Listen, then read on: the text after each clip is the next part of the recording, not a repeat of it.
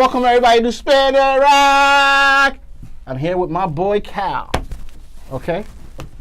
Did I call you Peter? I call you Cal. Today we're talking about SHAZAM. We saw the movie and we SHAZAM loved it. We think this is going to be a hit. It just came out on movie theaters, and I gotta say the audience's reaction is always, I'm a big audience reaction. I feed off of that. They loved it too. In the beginning, it was a little slow, but this is the story of SHAZAM. You know how he comes about, little kid named Billy Babson, and how he has to fight not to survive, but basically fight to show who he is and his family. What do you think about it? How do you think about the whole movie, Cal? If you're a Captain Marvel fan like I am, okay, there's going to be plenty to love, and there's also going to be plenty to be critical of. But overall, very enjoyable film. I think they really got the right balance so that it can be enjoyable for adults, but it's very attractive to kids. I would have to need a few hands to count how many kids were running out singing SHAZAM. Okay, it really works. There's some minor things. Well, I can't say minor because the name I thought it was a major thing. But aside of that, this is a perfect introductory film. It's a perfect foundation film where we can build on. They got the right mix in. It was very enjoyable. I had a lot of fun with it. So the story basically starts with Billy Babson, right? Billy Babson is a kid. His mother, something happened. He got separated from his mother as a child, and so he's been basically having to go through a series of group homes or orphanages, and he keeps running away trying to find his mother. Unfortunately, he hasn't been able to find her. He's a teenager now, and so finally they take him to a new family for him to stay with. And as usual, he doesn't want to stick around. But this family's actually, we haven't seen so much what the other families are like because Billy keeps running away from them. Exactly. This family, however, looks like it would be a good fit, very nurturing overall. Billy's still along the same path, but he makes a friend in Freddie Freeman, which was very different than Freddie Freeman of the comics, which I can't say I'm 100% happy with, but he makes friend with Freddie Freeman. And one thing, and of course we have the backstory where it opens up to Dr. Savannah. And his character is also dramatically changed for this film. But where the wizard approaches him to be his champion and finds out, no, you're terrible, you're horrible. Right. And then he's sending out look, find me my champion at the end of the day. And I guess at the very last minute, and this coincides with Billy running away. He does some stuff. Shows some good colors, but gets into a bit of troubles trying to run away. And then they start evoking some of the stuff from the comic where he's on a train, and the train magically brings him to the wizard. And the wizard, they're trying to marry some of the stuff in the comics with some of the original stories. See, in the comic, with the New 52 stuff, the original comic is that SHAZAM chooses Billy Batson because he's pure of heart, right. That he's looking for someone who's pure of heart. Now, in the New 52, they messed that up because they were like, you know what? I can't find anybody else, so I guess it's going to be you, and I'm going to hope that, you have potential here, and that's going to work out. That is a horrible reason to choose someone and give them all of this power. So in the film, kind of felt like that, didn't it? In the film, they actually did better. Okay, in the film, the wizard is pretty much he's out of time, and Billy is still selected. He is still one of the people. He is the last person he gets to select. After this, he doesn't get anybody else. So he's telling you, you're the last chance that I have at this point, which actually works a little bit better because Billy's not his last chance, but he also chooses correctly. Where everybody else didn't make it, Billy actually lives up to what he's supposed to be at the end of the day. But Cal, this is where I had a problem. One of the small problems I had with the movie. So as we continue, we'll tell you more about the movie and then also give our criticisms of it. So one of the problems I had there was this whole thing. So Dr. Savannah is one of a group of people that the wizard SHAZAM literally picks. And he's picking different people but they're not working out. All kinds of problems because they're not pure of heart. They're not the hero he's looking for. At the same time, the 7 deadly sins they're tempting these people, and Savannah is tempted strongly by these people to come back. He's chosen as a child, and when he's rejected, he can never get rid of the image of this, that he was chosen for something, and he spends his entire life trying to come back to this place again. And eventually he does, and not with the help of the 7 deadly sins, and he's able to break them free. So now the wizard he's at the very end of his rope. He's tired. He can't survive any much longer, and so he finally gets Billy, like Cal was saying in terms of the subway car. But it feels to me here that he just says, I'm desperate. I'm going to take anybody. I want to roll the dice. No. That's where I in the comic, you could have. In the comic, yes, Right. it's the same situation. But what they did to mitigate that with the film was that after he rejects Savannah, he had already said, "Look, he's like send out and bring." He was like, "Look, send out anyone who has that potential. Let me bring them. Bring them." So it's never that he gets a chance to. He doesn't get a chance to reject Billy. He doesn't even have a chance to test Billy. Yes, that's the thing I'm talking about. He didn't, and Billy's chosen. Whereas Savannah and all these other people. That is see where with the New 52, he was looking at him. He's like, well, look, you got potential, kid, and hey, let's just hope for the best at the end of the day. Here, okay, with Billy, it works a little bit better because he has to have faith. He has to make that leap of faith on Billy because this is the last chance. He doesn't have to give him the power. He could just say, you know what, I guess it's just not going to pass on or something of that nature. He looks, Billy is chosen because of his potential. Okay, he doesn't have the chance he doesn't get that chance to test him, but he makes that leap of faith with Billy to saying, which works much better for me than saying, well, you know what, I got nothing else going. But for me, it just felt, he said, I got nothing else going, so you're going to be it. That's my problem. That's not what he said. I know, but I felt that there should have been something there. Probably not a test, but him really looking into him, delving into him a little deeply compared to, because there was a lot of other people that he tested, and Billy was the one. So, but that's a minor quip, not a big thing for me. And Billy does get tested, but Billy gets tested not like everybody else does by the Wizard. Billy's tested in his fight with Savannah. Billy gets tested, in other ways where he gets his power and he starts, well, I'm going to let it go to my head and I'm doing this and I'm misusing, I'm using it incorrectly, those sorts of things. So, he does have his test where Savannah doesn't necessarily get it. And even before then, he gets tested before he actually meets Savannah, he gets tested with Freddie when he helps Freddie against his better. The way they establish Billy Babson is that he's all about himself. He doesn't care about anybody else. He basically wants to just which is a sham. Which is what he's doing. Which is a sham because Billy's saying all this stuff to project a tough exterior. Right. He's saying all this to protect that purity that he has with him because he's had a rough road at the end of the day. And when he's like, look, I'm out of here, I don't have to do anything, what is good in Billy won't allow him to, let Freddie just go there and get beat up. Exactly. Okay, so all of those things come over. And it's it's that part of him. Well, I don't want to spoil some stuff in the film because some of the moments are pretty cool. Even some of the stuff I don't necessarily agree with, but some of it works pretty cool, especially the ending. There's a nice little surprise ending for those of you people that works. So what do you think about the whole Freddie the coach business? So I think in the family there's a couple Freddie's not the coach. Freddie's supposed to be... those are parts I have a hard time with because his coach is supposed to be the Wizard. Right. Okay, and that's the problem I have with the whole thing with Shazam because the Wizard's name, we already saw in the film. The Wizard's name is Shazam. He tells him, grab my staff and say my name, which is hilarious, hilarious. Which was hilarious at the end of the day. But the Wizard's name is Shazam. So Billy goes through this entire film with no superhero name. He has no name. The best they would come up was Captain Sparkly Fingers. The movie's name is Shazam. And Shazam is the magic word. It is also the name of the Wizard. But Billy Batson, as a super, has no name. I was like, how could he? We went through the entire film. They didn't even like Captain Thunder. Nothing. He kept on trying different names to what to name him. Because his real name is Captain Marvel. And they can't find anything to replace that. But because of the trademarking name by Marvel, it's not going to be. And they can't call DC's using Shazam. That's yeah. What it is. Well, no, they can use Shazam to title the movie. That's fine. They use Shazam to title the comics. No, see, it doesn't work for the name of the character in this situation either. Because now, if you got people running around, oh, that's Shazam. That's Shazam over there. Well, how do they know this? There's no way they could know his name because that's the magic word. So that means he would have to tell them, oh, what's your name? Shazam. He's automatically Billy Batson.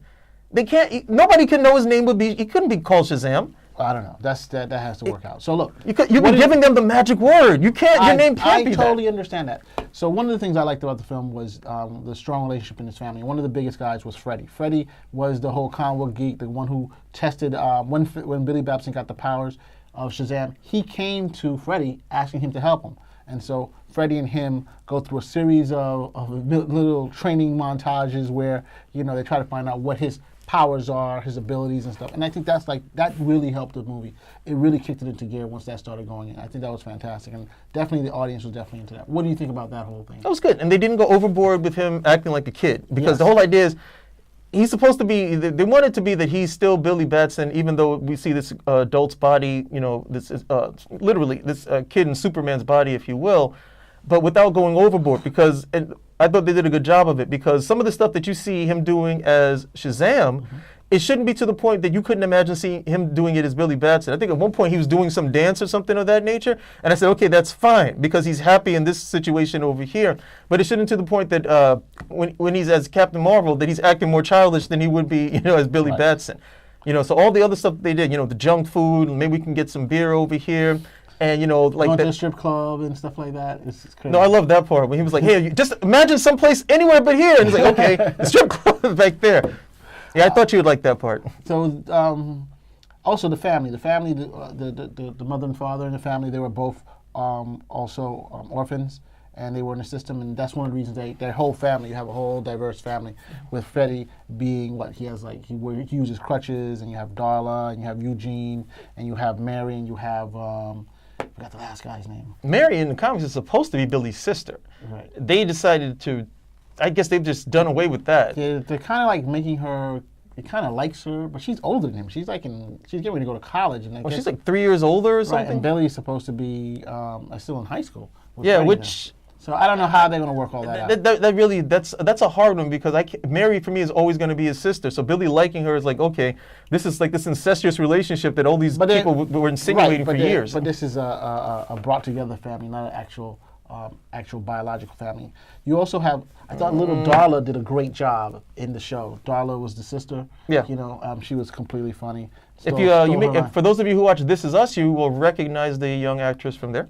And Eugene was totally funny too. And I loved not Megan Fox. Megan Good. Yes, Megan Good. I loved it when she transformed into Megan Good. I was like, Shazam, this is great. So one of the things that makes him that Shazam is that he's able to give some of his power away to his family. Because one of the things he doesn't give. And that's got to remember this. He's not giving away any power. He is not sharing his power. It's more he's empowering them because there are 7 seats. Right. So that power gets, the remaining power is now distributed amongst them. But he is still the Wizards champion. Right. That is very crucial to remember. And they have different aspects of his power. They don't have the full range of it. Because that's what they made it look like in the movie. In the movie, it made it into different aspects. So you have one person with super speed, another person with super strength, another person with, that means people are going to die. But I'm not sure. Yeah. I'm not sure. It just looked like hey, some people like to do stuff more than the other one. At the end of the day, that is possibly true. That's the best I can say because Billy isn't 100%. He's not 100% with his abilities. I mean, he was getting beat up by Savannah, and that's when he realized, I can fly. Yeah. It took him a while to learn how to do the fly. Something with superhero films, there's always trying to fly is always a tough thing. Well, flying is once you can fly, you have pretty much surpassed the mundane. You are above the common. So that's supposed to literally, you've risen above it all when you can fly. So that's why it's usually the last power that you get. Interesting. So overall, what do you think of the villains? So you had the 7 Deadly Sins, you had Sivana. 7 Deadly Sins, fine. Sivana, I like what they did, but that was Black Adam. He was the whole time that you see him doing that stuff, that's Black Adam. Sivana is the evil scientist type of stuff, and he would come at Billy with some sort of plot, as opposed to being, he's empowered by evil. That's Black Adam. So if you have Black Adam come in to fight him, like, okay, it's the same thing that we saw right there. It works for Sivana because you didn't have Black Adam, but they pretty much just turned Sivana into Black Adam at the end of the day. And isn't that supposed to be the Rock's? That's supposed to be the Rock's. Well, they jacked that up because they casted the Rock before they even had anything of this film going on. It always bugged me. Why would they cast a Rock right away before they even do Shazam? But look, one thing you got to say, DC is definitely on the roll. They realize there's a Marvel formula, and they're starting to utilize that. In this movie, not only had the comedic elements, this dark DC universe thing is like out the window now. Yeah, you got to get rid of it. So now you have a much lighter, much happier, and they're trying to get a broader audience. This R rating that they were trying to with Zack Snyder. I know some people are like, oh, we love Zack Snyder. Dude, it wasn't working. So now you have Shazam, 3 successful movies: Wonder Woman, Aquaman, Shazam, and they're basically all using the Marvel formula now. You have end credits. You have two scenes basically from. The Marvel formula was actually the DC formula. It's what they did with the animated cartoons. Each animated cartoon was its own thing, and then they would spotlight other people. Right. These guys got shows, and then they brought everybody together for Justice League. I give it credit because Cal actually said at the very beginning when all these DC films started coming out, he's like, why are they trying to do the Justice League now? First, we have to establish everyone. and let's get these things right. Of course, you did emphasize the man of something, but you know who I'm talking about. Well, they decided. See, imagine they had started with Shazam. Right. Or Wonder Woman, like the same way that we started with Iron Man as opposed to say Captain America or one of your heavier hitters. So you started with Iron Man. Okay, because you got to put everything into Iron Man and make certain that Iron Man works, great. Okay, this is a good model to follow off of, and then we go over here. They decided, no, we'll start with Superman. Okay, and then that didn't really work too well. So they decided, what, Superman just needs to get support. We're just gonna, throw Batman in there and then throw something else over here. And then because that was bad, it's like, okay, fine. The only reason why Wonder Woman is okay is because she had a separate film of her own, and she was able to detoxify herself of any of that nonsense that went on in Batman versus Superman. And she was sparsely sprinkled throughout it. Her scenes, her scenes were pretty much innocuous at the end of the day in terms of her overall reception with audiences, and people, it was the first time seeing her. But Superman and Batman in those films, it was a heavy amount of criticism. Now you look at what they're doing here, great. You went over here, you did no harm. You did no harm, in introducing Captain Marvel, who we will call Shazam. You did no harm in introducing him. And now if people say, okay, you want to come up with a second film, people, okay, let me see what you can do with the second film. Right. And then you can say, okay, fine, what did we get right? We're going to do that. Don't go too Hollywood, because Hollywood likes to go, okay, fine, what worked really well? Oh, the green. People love, the color green. Now we're gonna have green everywhere. There's going to be green tongues and, green eyeballs. Like, no, don't go too far. What worked well, great. And then build on it. Your second villain needs to be, compelling. Mr. Mind is actually a very good villain that they could use for a Captain Marvel story like this. So I'm looking forward to seeing what they can do. But I'm disappointed that, Black Adam is really his major villain. And if you save, you can save Black Adam. You could put him in the third film if you really do the second film. You could do a good film with just Mr. Mind. Mr. Mind is all about taking over people's brains. Okay, that's a horror film. You could really, get that going at the end of the day. And there's some great Mr. Mind stories that they could actually borrow from if you do the reading. It's not hard. So look, I'm not going to disagree. So right now, what is your top, and starting from the Man of Steel movies till now, what is your top DC films? Top DC. Or you want to start off with Nolan movies?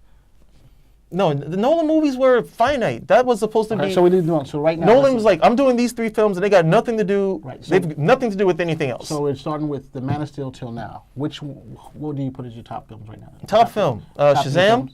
Shazam. Wow. Wonder Woman. Aquaman. Wow. That is some strong business. Okay, everything else, not. But Shazam is Shazam is pretty much like, it's in the same vein as these Marvel films. Yeah. Okay, it comes over here, it does no harm, and then it's like, okay, where can we go from this? We can definitely expand on it. Wonder Woman I thought was mediocre and got a lot of. I thought Wonder Woman got a very soft touch because it was her first film. The milieu that we're in right now as well.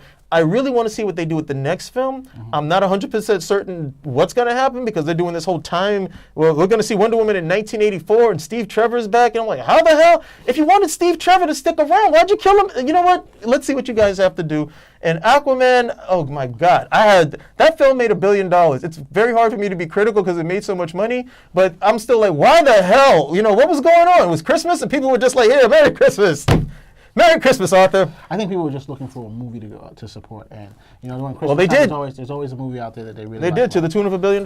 They did. So yeah, enough respect. So hey, everybody, that's our review of Shazam. We think you should go out and see it. It's gonna. I know. Right after Shazam, they come out with April 5th, and then right after that, you have Endgame. 2 or 3 weeks. You have Avengers: Infinity War, Endgame, and it's going to be tough. Some people are going to make some difficult decisions. But this is going to be an enjoyable movie. I don't know why. What's the other film you have? You said Endgame, and what was the other one? After that, it's Homecoming. Hellboy, Homecoming, then Dark Phoenix. Well, that's just a good road of films at the end of the day. It's a good road of films. So, but the question is whether the audience will go out and support all of them. That's going to be a tough thing. You're going to see Spider-Man. The schedule so tightly. That's what I don't know. Because they want the money. Right, but I'm just saying. They want the money. You got 2 weeks to basically get your money before Endgame starts, and then after that, you have. You can't. Remember? And we discussed this before. Remember how DC made all that money on those films because they pretty much they had the entire month to themselves. Yeah. They had the entire month. Squad. Okay, Suicide Squad, even Batman versus Superman. Batman versus Superman made a truckload of money. It didn't make $1 billion, but it made a truckload of money nonetheless. And the only thing that stopped it was what? When The Jungle Book came out. The Jungle Book came out, and everybody was like, okay, now we got something else to see. Until then, it had the better part of the month to itself. And the other studio companies are looking at it, it's like, wait a minute. This film is a piece of scat, okay? And you guys are making how much money? That means if we had another film over here, we could like at least, pearl off some of that money. You guys aren't doing anything, so they're not going to do it. But that's funny that you brought that up, because right now we have Dumbo, and I think that's definitely a kid's movie, and I think Shazam definitely has a strong kid audience. So I'm wondering how much that would, if Dumbo comes out very strong this week, whether it's going to eat into some of the Shazam money if it has a strong. I don't know a lot of kids who are interested in Dumbo. I mean, I know it's weird. I haven't Disney heard decided we're going to make everything live action, all the cartoon stuff live action, because I guess they don't want to pay anybody for a new idea. So, I mean, it's been making a lot of money, bro. So you got to give Disney that they know what they're doing. I mean, all the stuff that they've done so far, to be quite honest, with the princess stuff. So, I was like, okay, yeah, you get people in the seats for that. But, once they start doing like, Dumbo, Aladdin, Lion King. No, Jungle even Book, anything that's a princess, Cinderella. anything that's a princess film. Okay, Cinderella, Aladdin, those are still the princess films. Dumbo is a film about an elephant who, eventually learns to fly. Okay, and then you got some other stuff. That's like, throw a Daffy. Why don't we have a live-action Daffy Duck film at the end of the day? But we'll see how it goes. Well, everybody, you heard our review, our discussion of all this stuff. Good luck. Spin a rack, out.